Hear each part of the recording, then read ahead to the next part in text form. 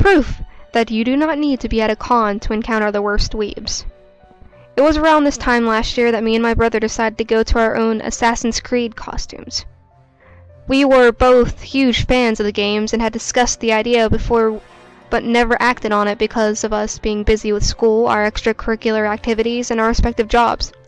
I had opted for a femme Altair, while my brother chose a young Ezio, who he resembles both physically and attitude-wise. My brother, who hardly has a creative bone in his body, paid for all the material as well as ordering the metal and leather armor, while I did all the sewing and embroidering. I spent almost 200 hours that summer in the basement of a family friend's house. She was a professional wedding dressmaker, who was kind enough to help me make the patterns and showed me how to use her expensive sewing machine. Sewing, pinning, stitching, and embroidering. I still consider it to be the most difficult project I ever undertaken, but the resulting costumes were well worth the blood, sweat, and tears. Me and my brother decided that our debut of our cosplays was to be at a large Renaissance fair the next state over, since we had no cons in the area till October, and I was due to leave for my first year of college in just 2 weeks. The first half of the day was awesome. We were stopped every now and again for pictures or to just be asked about our costumes. My brother and I hammed it up, insulting each other and just having a good time.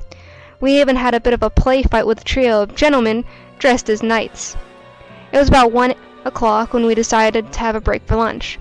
I was not very hungry, so I purchased a bottle of water, a small basket of fries, and went to sit at the table as my brother waited in a light-year-long line for one of those Flintstone-sized turkey legs.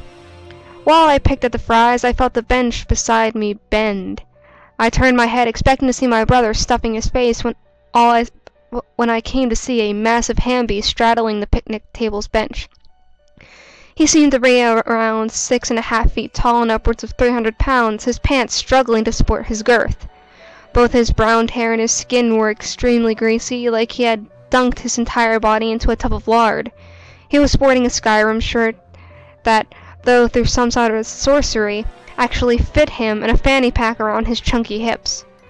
I could catch the slight waft of BO and thanked God I was upwind from the guy. Even though I was repulsed by his obvious lack of personal hygiene, I managed a polite grin and wave before becoming suddenly more interested in eating my small meal.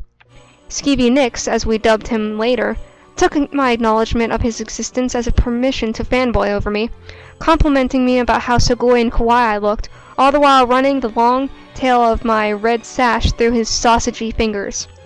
He started talking to me with some sort of fan fiction he was writing, some ridiculous crossover between Assassin's Creed and some anime I've never heard of.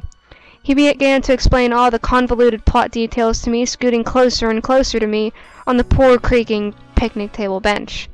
He began asking me why I chose to be Altair, which would have been okay from someone else, but Skeevy's questions had a certain sexual edge to them, which, since I am asexual, distressed me even more. "Hey, Altair!" I had never been so grateful to hear my brother's voice in my entire life. "Who's this?"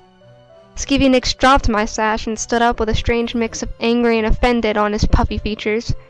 Without a word he stomped away, and my brother sat down in his now vacant spot. My brother tried to get more information from me, but I just brushed it off and continued eating. I thought it'd be the last I'd see of him. At around 5, me and my brother were in the shops. My brother was talking to one of the metalsmiths about commissioning a set of hidden blades for our costumes. We had not been able to order any in time for the fair. I was at the garb store across the way, browsing in the side corner, when a chunky fist grabbed my arm. I yelped and yanked my arm away, from whom was none other than Skeevy himself.